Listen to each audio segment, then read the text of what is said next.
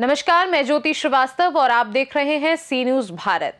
लखनऊ के इस खास बुलेटिन में आज हम आपको लखनऊ की बड़ी खबरों से रूबरू कराएंगे, जिसमें सबसे पहली खबर लखनऊ के होटल बेबियन से है, जहां बाल क्लब, जिला बाल कल्याण समिति एवं किशोर न्याय बोर्ड की संयुक्त बैठक हुई संपन्न।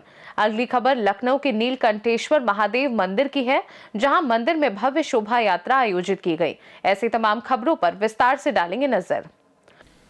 लखनऊ स्थित होटल बेबियन में बाल क्लब, जिला बाल कल्याण समिति एवं किशोर न्याय बोर्ड के साथ एक महत्वपूर्ण संयुक्त बैठक का आयोजन किया गया। बैठक की अध्यक्षता रविंद्र सिंह जादौन, जुडिशल मजिस्ट्रेट एवं chairperson child welfare committee, juvenile court Lucknow द्वारा की गई। बैठक में बाल संरक्षण, किशोर न्याय अधिनियम के प्रभावी क्रियान्वयन, बालकों के पुनर्वास, संरक्षण एवं उनके सर्वांगीण विकास से जुड़े विभिन्न विषयों पर विस्तार से चर्चा की गई। साथ ही बाल क्लबों की भूमिका, जिला स्तर पर समन्वय तथा संवेदनशील मामलों में त्वरित कार्यवाही को लेकर आवश्यक दिशा निर्देश भी दिए गए। अध्यक्ष ने अपने संबोधन में कहा कि बच्चों के अधिकारों की रक्षा एवं उनके भविष्य को सुरक्षित करने के लिए सभी संबंधित संस्थाओं के बीच आपसी समन्वय अत्यंत आवश्यक है। उन्होंने कहा कि किशोर न्याय प्रणाली का उद्देश्य दंड नहीं बल्कि सुधार और पुनर्वास है। बैठक में जिला प्रशासन, बाल संरक्षण से जुड़े अधिकारी, सामाजिक संगठनों के प्रतिनिधि एवं संबंधित विभागों के पदाधिकारी उपस्थित रहे। सभी ने बाल हित में मिलकर कार्य करने का संकल्प लिया। बैठक का समापन सकारात्मक सुझावों एवं आगामी कार्य योजना के साथ किया गया। Of children collective with CWC and JJ board से बैठक यहाँ पे का आयोजन किया गया। इसमें सर जो आज क्या मेन सर अहम सर किस मेन उद्देश्य से सर इस कार्यक्रम किया गया सर, इसका मेन उद्देश्य क्या सर?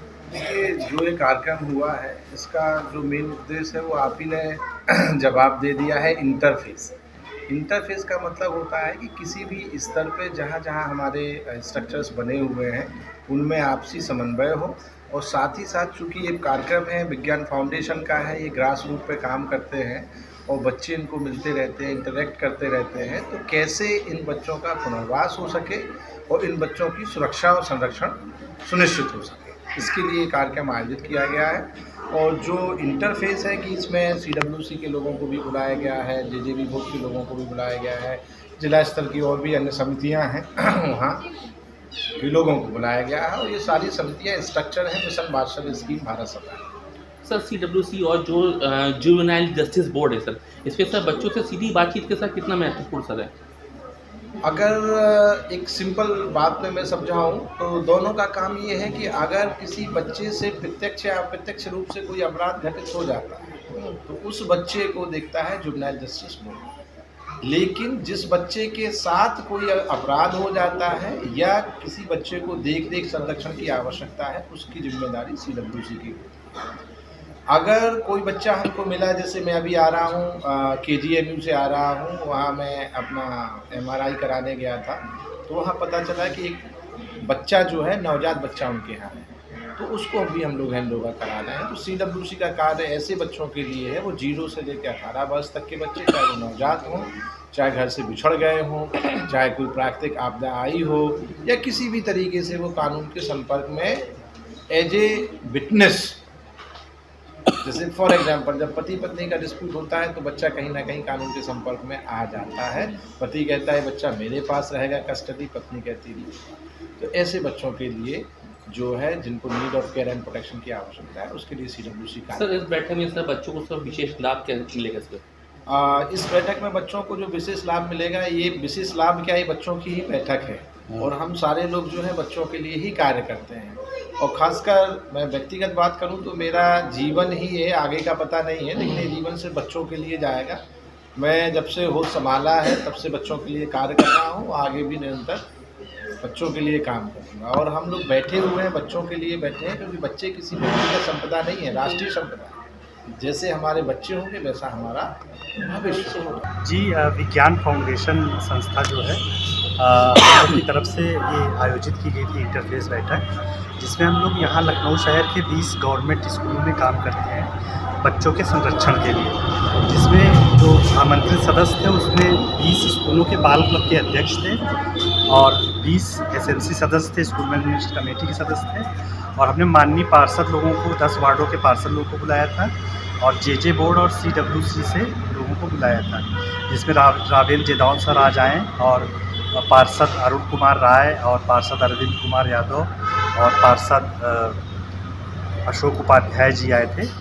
तो इसका मकसद ये था कि जो बच्चों का बाल क्लब है वो समझे कि बच्चों के संरक्षण के लिए कौन कौन लोग आगे आ सकते हैं। अगर बच्चों को कोई दिक्कत हो, कोई समस्या हो, उनका कोई अधिकार का हनन हो रहा हो, तो बच्चे किससे साथ संपर्क कर सकते हैं, किसके पास अप्रोच कर सकते हैं।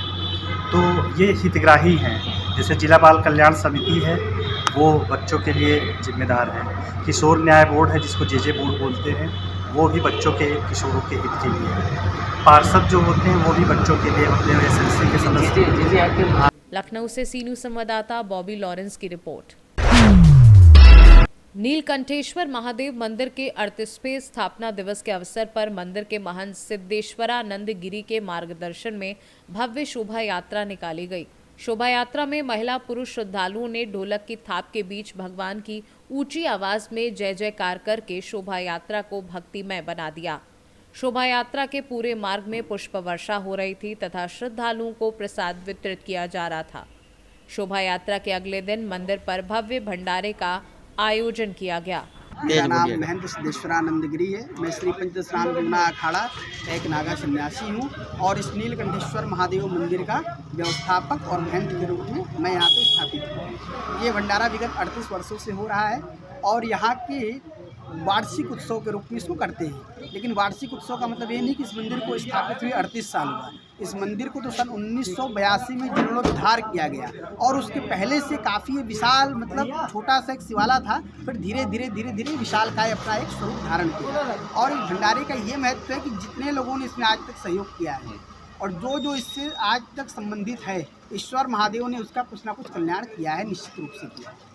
आपके साथ विशेष दिन क्यों चुना गया सिर्फ विशाल भंडारे का और आपके साथ? क्योंकि पुख्य एक नक्षत्र होता है, पुख्य नक्षत्र में जब सूर्य प्रवेश करते हैं तब मतलब हमारे यहाँ भंडारा यहाँ का आयोजित होता है। लेकिन थोड़ा सा इस समय आगे चला गया है। जब हमारे यहाँ सूर्य जो है पुख्य नक्षत्र में न प्रवेश करके किसी अन्य नक्षत्र में प्रवेश कर रहे हैं, तब हम कर रहे हैं। क्योंकि जब पिछले बार पुख्य नक्षत्र में प्रवेश किए थे तो हमारे पास समय का कुछ ऐसी बाध्यता हो गई कि हम उस नक्षत्र पे या उस मुहूर्त पे हम ये भंडारा नहीं कर पा रहे हैं। फिर भी प्रतिवर्ष से हमारे यहाँ पुख्य नक्षत्र पर ही भंडारा होता है और इसलिए करते हैं क्योंकि हमारे यहाँ परंपरा है। जो पूर्व में बाबा जी थे, नागा बाबा जी, उन्होंने एक परंपरा बना दी। उस परंपरा का निर्वहन करना ही हमारा परम दायित्व है। हिंदू राष्ट्र और सनातन बढ़ावा देने हिंदू राष्ट्र और सनातन को बढ़ावा देने के लिए मैं बार बार कहता हूँ कि सबसे पहले आदमी हिंदू बने। हिंदू कैसे बनेगा कि तिलक धारण करे, शिखा रखे और जो सूत्र के अधिकारी हो वो सूत्र रखे।